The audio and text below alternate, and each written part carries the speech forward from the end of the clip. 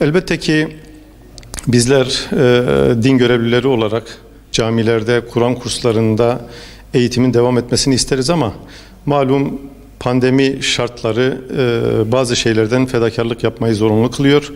Bu nedenle bu yılda yine başkanlığımızın daha sonra açıklayacağı program takvim gereğince yaz kurslarımız televizyon üzerinden devam edecek, ile sosyal medya üzerinden devam edecek.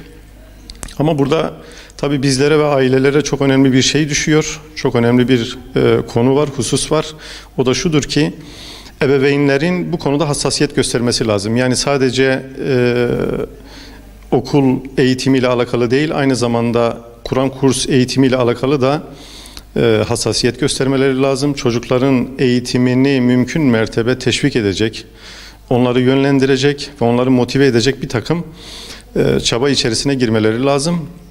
Çünkü sadece televizyon üzerinden yapılan yayınların çocuklar tarafından yeterince dikkatle dinlenememe veya dinlenmeme durumu söz konusu. Bunu EBA üzerinden yapılan eğitim sürecinde de şahit olduk ve gördük.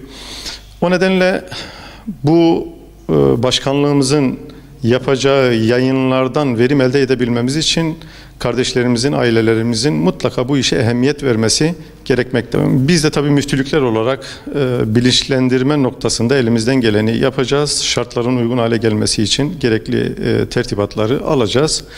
Ama elbette ki bu normal örgün eğitim sürecindeki gibi olmayacak. Örgün eğitim gibi, yüz yüze eğitim gibi cereyan etmeyecek.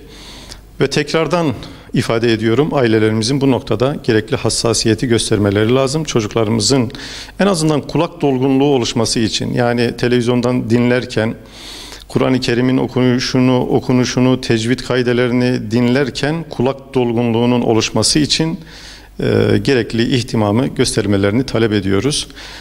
Ayrıntılı program nasıl yapılacağı, ne zaman başlanacağı da başkanlığımız tarafından ilan edilecek ve biz de bunu medyadan, sosyal platformlardan inşallah paylaşacağız. Ailelerin gerekli ihtimamı göstermelerini ifade ederken şunu kastediyoruz. Aile içerisinde çocuklara yönelik bir program olması lazım. Yani çocuk, ben şu saatte mutlaka bu dersi takip etmem lazım, bu benim sorumluluğum diye motive olması lazım. Bunu yapacak olan da yine aile bireyleridir. Çünkü dışarıdan ne kadar siz yönlendirmeye çalışsanız da, motive etmeye çalışsanız da burada aile büyüklerinin ev içerisindeki uyguladıkları program etkili olacaktır. Ev içerisinde düzenli bir program yoksa, aile büyükleri çocukların programlarını özgün hale getirmemişlerse ondan çok fazla verim elde edilmesi mümkün değildir.